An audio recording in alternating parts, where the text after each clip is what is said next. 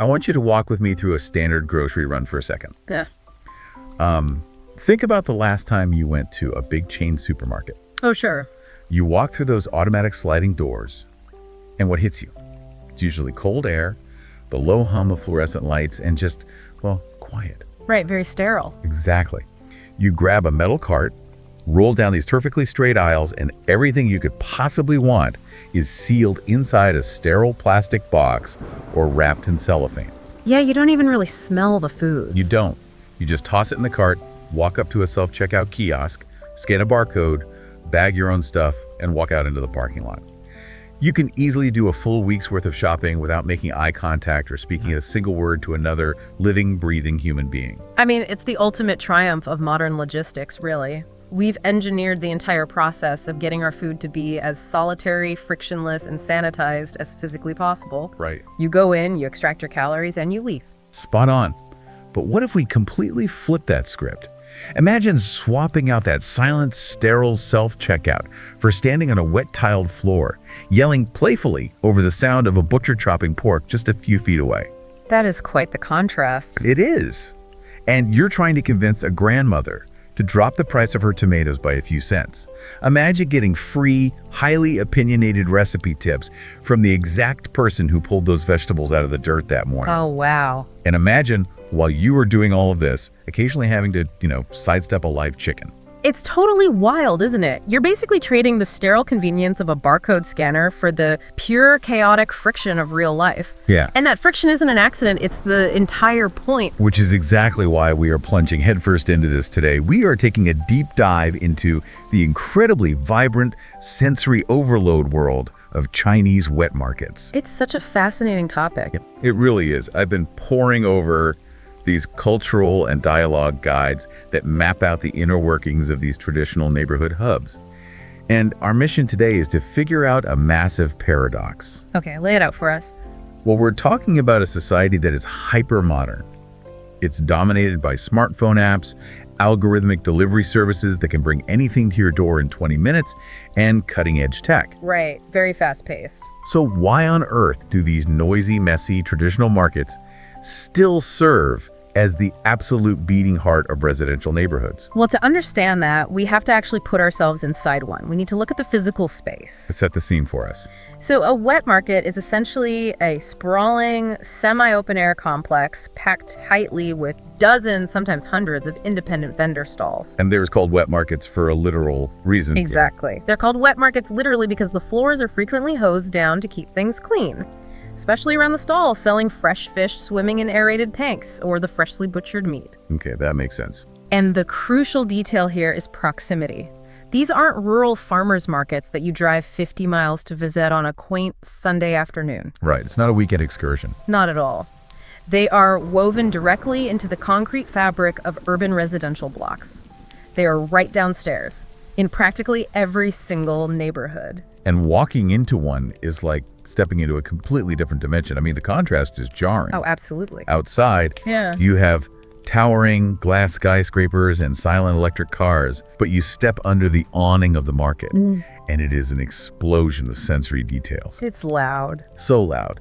Vendors are shouting out their daily specials, locals are catching up on gossip, the aisles are narrow, and there are massive piles of incredibly colorful, fresh produce everywhere. It's a lot to take in. But here's the detail that absolutely fascinates me. Right. You're looking at this ancient style of commerce open stalls, live fish, haggling, but it isn't stuck in the past. Right. When you actually go to pay that vendor for your potatoes, you aren't handing over ancient coins. Not at all. And this is where the survival strategy of the wet market really shines. They haven't rejected the future, they've just hacked it to serve their needs. I love that phrasing. Hacked it. Yeah, because right next to a big wooden chopping block or a basket of muddy lotus roots, you will almost always see a little laminated piece of paper hanging from a string, maybe a bit grease-stained. The QR code. Exactly, a QR code. When a customer finishes chatting and haggling, they just pull out the smartphone, scan the code with WeChat or Alipay, hear a little digital ping confirming the transfer, and grab their bags. It's like a time machine that somehow also accepts Apple Pay. It's crazy. It really is a wild blend. But how does that actually work culturally? Because usually when a business adopts that level of digital payment tech, they do it to replace the human, like The screen replaces the cashier. Right. But here, they just smash the two together. Well, it works because the technology in the wet market serves the human interaction rather than eliminating it. Oh, interesting. Yeah, in your supermarket example earlier, the self-checkout kiosk exists to delete the cashier entirely to save on corporate labor costs. True. But in the wet market, the QR code is just there so you don't have to fumble with dirty coins while holding a bag of dripping fish. That makes a lot of practical sense. Right. It speeds up the boring part, the math, so you can spend more time on the important part, which is talking to the vendor. And that choice to prioritize interaction highlights a fascinating generational split happening right now. I was just going to bring that up because obviously the younger demographic in China is doing what young people do globally. Yes, relying on convenience. Exactly. They have demanding jobs, they are short on time, and they are pulling out their phones to have groceries delivered directly to their apartment doors. Naturally. But the older generations are actively, deliberately choosing to walk to the wet market every morning. And it's not because they are tech illiterate. I mean, they use the smartphones to pay. Spot on. They aren't doing it because they lack options. They are doing it for the environment. Okay, unpack that a bit. Well, for a busy 25-year-old software engineer, time is a scarce resource, so convenience wins. But for a retiree, the wet market is their daily social anchor. A reason to get out of the house. Exactly. It is a reason to get dressed, leave the apartment, physically interact with their neighbors, and keep their senses sharp. That's beautiful. The fresh food is the goal, sure, but the bustling, noisy environment is the actual magnet. Okay, so the atmosphere gets people in the door, and it provides this great social club for the neighborhood. But, an atmosphere can only carry a business so far. Very true. The core of this entire ecosystem, the real reason they absolutely thrive despite the delivery apps, is the food itself. Oh, the food is incredible. The sources say the hyper-local quality is apparently just off the charts. It is entirely built around obsessive freshness. The supply chain of a wet market is remarkably flat. There are virtually no middlemen, basically none. You are connecting the family farm on the outskirts of the city, almost directly to the family kitchen inside the city. Food is brought in every single morning before the sun even comes up. Wait, hold on. I need to pause you right there because my brain is struggling to process this a little bit. Okay, what's tripping you up? You're saying this hyper-local, direct from the farm setup is the standard everyday option. Yes, every single day. Because where I'm sitting in a Western city, if I see the words farm to table on a restaurant menu or a grocery sign, I immediately brace my wallet. You know it's going to be pricey. Right. I know I'm about to pay $20 for a small basket of strawberries or $30 for a salad. It is an expensive luxury marketed to foodies. It is. So how does the math actually work in these markets where the hyper-fresh option is somehow the cheapest option? It's a brilliant inversion of how we normally think about food logistics. In the West, farm to table is expensive because you're paying a premium to step outside of a massive, heavily industrialized supply chain. Okay, tracking so far. Our default system relies on colossal warehouses, long-haul trucking, chemical preservatives, and huge corporate marketing budgets. To bypass all of that requires niche, artisanal effort, which costs you money. That makes sense. But in the wet market, that direct connection is the default system. So they're literally just stripping out all that corporate bloat. Precisely. Just imagine the journey of a supermarket tomato for a second. Okay. It's picked while it's still hard and green so it can survive being bounced around on a truck for a week. It goes to a regional distribution center, gets gassed with ethylene to turn it artificially red, Wow, yeah. gets sealed in plastic, shipped to a retail store, and then sits under a lamp. Every single step in that chain takes a cut of the profit. Everybody has to get paid. Exactly. Now look at the wet market tomato. A farmer or a local wholesaler picks it red and ripe off the vine at 3 in the morning, drives a small truck into the city at 4, and hands it directly to the vendor who sells it to you at 7. That is incredibly fast. There is no cold storage warehouse to pay for. There is no plastic packaging to manufacture. The overhead just vanishes. So not only is the food infinitely fresher, it fundamentally costs less. That makes so much sense. It's not some pretentious lifestyle brand. It's just ruthless, beautiful efficiency. Yes, exactly. And because there are no massive warehouses storing food for months, you are forced to eat with the seasons. You are fundamentally tied to the calendar. Which is how we're supposed to eat. Right. In the spring, the stalls are flooded with strawberries. The summer brings these massive piles of watermelons and peaches. Autumn rolls in, and suddenly it's all pears and persimmons. And then winter is dominated by citrus, like oranges and tangerines, Yeah, you are eating exactly what the earth around your city is producing that very week. which nutritionists will tell you is the absolute healthiest way a human body can consume produce. But, it's not just the timeline that's different, it's the physical act of buying it. How so? Well, a supermarket wants you to touch nothing until you buy it. A wet market demands that you touch everything. Yes, the guides mention this. You aren't grabbing a pre-weighed bag of greens sealed in plastic. You are standing in front of a massive wicker basket, and you are literally digging your hands in. Exactly. You're feeling the firmness of the eggplant. You're inspecting the leaves of the bok choy to see if the bugs got to it. And the vendors aren't just okay with this, they expect it. They absolutely encourage it. And if a vendor trusts you, they will literally let you eat their inventory before you pay for it. They'll slice off a piece of fruit or even let you taste a piece of tofu right there on the spot. I mean, if a vendor is willing to let you physically taste their product before money changes hands, that is the ultimate display of confidence. That is a flex. It really is. Yeah. They are betting their daily livelihood on the immediate, undeniable quality of that single bite. And the tofu example you mentioned is actually a perfect lens to view this through. The tofu detail actually stopped me in my tracks when I was going through these notes. Really? Because I've only ever known tofu as this perfectly cubic, rubbery white block suspended in cold water inside a plastic tub. Right, the supermarket standard. Yeah, it's completely uniform and honestly pretty tasteless until you cook it and add sauce. But the wet market tofu is described as a totally different substance. Oh, it's a completely different culinary experience. Wet market tofu is noticeably softer, incredibly creamy, and it actually tastes faintly sweet and nutty, almost like warm soy milk. That sounds amazing. And the entire reason for that difference comes down to chemistry and time. Factory tofu has to be structurally stabilized with stronger coagulants so it can survive the truck, the warehouse, and sitting on a refrigerated shelf for 3 weeks without disintegrating. So it's built for durability, not taste. Exactly. But the tofu in the wet market was literally liquid soy milk just a few hours before you bought it. It was made that morning by the vendor. It hasn't degraded at all. You are tasting it at the absolute peak of its chemical freshness. It's like the difference between eating a croissant that was pulled out of the oven 5 minutes ago versus a croissant that's been sitting in a plastic vending machine wrapper since last Tuesday. That is a spot-on comparison. And that hyperlocal service extends to everything, right?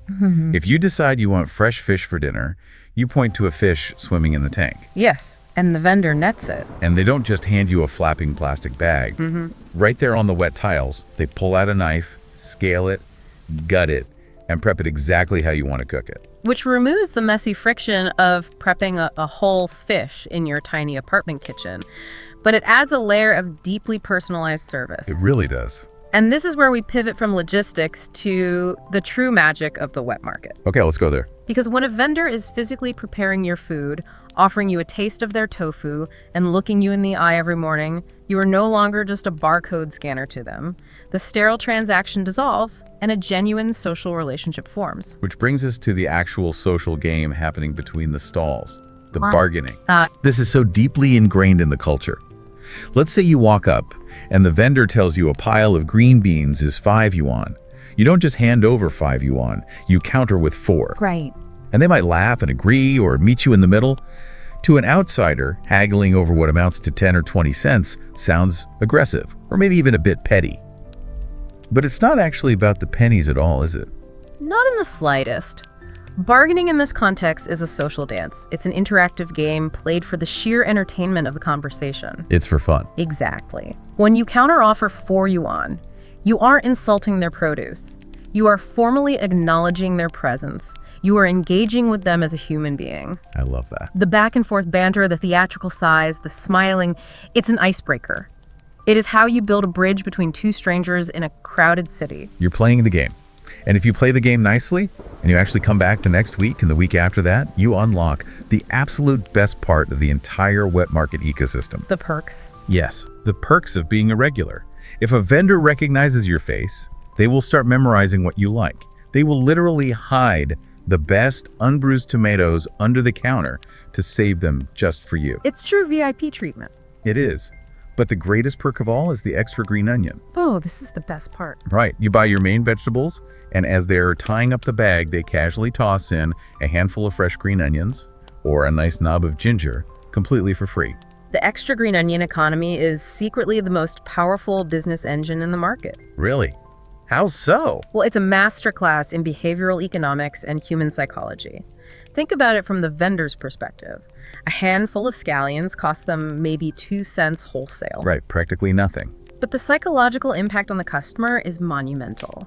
By giving you a gift, the vendor taps into the deep human desire for reciprocity. Oh, wow. Suddenly you feel like you owe them. Exactly. You feel valued, you feel seen, and you feel a subtle social debt. That 2-cent green onion is an incredibly cheap customer acquisition cost. Because tomorrow, when you need more tomatoes, you are going to intentionally walk past 10 other identical tomato stalls just to go back to the person who gave you the free ginger. Precisely. It transforms a consumer into a loyal guest. And their service goes way beyond just free herbs. I mean, these vendors are working with this produce every single day of their lives. They know it better than anyone. Oh, absolutely. So if you pick up a weird-looking melon or some leafy green you've never seen before, you can literally just hold it up and ask, "How do I cook this?" And they will stand there and give you step-by-step recipe instructions. Because it's in their best interest. They aren't acting like a private chef just for a premium tip. They grew that vegetable, or their cousin did, and they are incredibly proud of it. That makes total sense. They want to make absolute sure you don't take it home, boil it to a gray mush, ruin the flavor, and then blame their produce. They are deeply invested in your culinary success. It really is like having a personal shopper and a private chef rolled into one without any of the elitism. You are getting bespoke, deeply caring service from your neighbor. Yeah. No wonder people treat this place like a community center. They're swapping recipes, catching up on neighborhood gossip, checking in on each other's kids. It makes me realize that the actual currency changing hands over those wet-tiled floors isn't the digital yuan on the QR code. The real currency is trust. Trust, reciprocity, and a sense of belonging. The food is really just the excuse to gather. Okay, so let's make this practical. Imagine you, the listener, suddenly find yourself standing at the entrance of a bustling wet market. Okay, picture it. It's loud, it smells like damp earth and fresh fish, people are moving fast, you want to jump in and participate. How do you actually navigate it?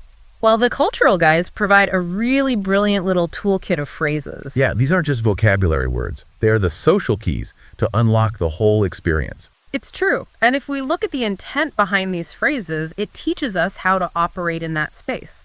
Let's take the very first one.